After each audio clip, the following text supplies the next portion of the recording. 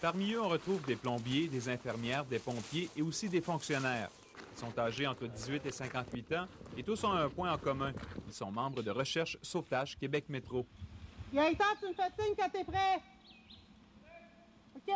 C'est Yves Duguay-Gagné qui a mis en place l'organisme sans but lucratif en 1997, après qu'il ait vécu la désagréable expérience de perdre sa petite fille âgée de 4 ans dans le boisé autour de sa maison.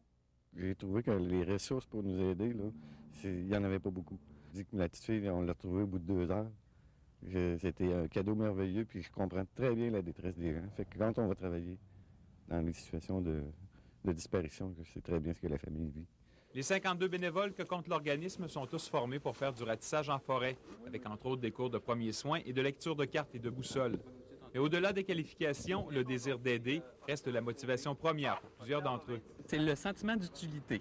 On arrive, les gens sont contents de nous voir arriver, sont contents du travail qu'on fait. La satisfaction des familles qui se fait quelque chose, ça a été mon moteur. On a trouvé quelqu'un il y a 2 ans, puis ça me stimule encore à tous les jours. C'est surtout depuis l'an 2000 que la Sûreté du Québec intègre de façon régulière ces groupes de bénévoles accrédités à ses recherches. Même si les bénévoles spontanés sont toujours appréciés, ceux qui sont formés offrent un apport supplémentaire. C'est beaucoup au niveau de leur expertise qu'ils nous apportent.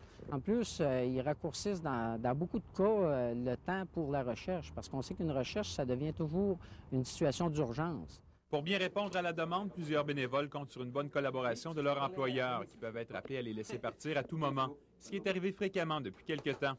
Si 11 dossiers de recherche ont été ouverts depuis le début de l'année, 4 demandes d'assistance aux recherches leur ont été acheminées au cours des 2 dernières semaines seulement. José Lagagnard, TQS, Québec.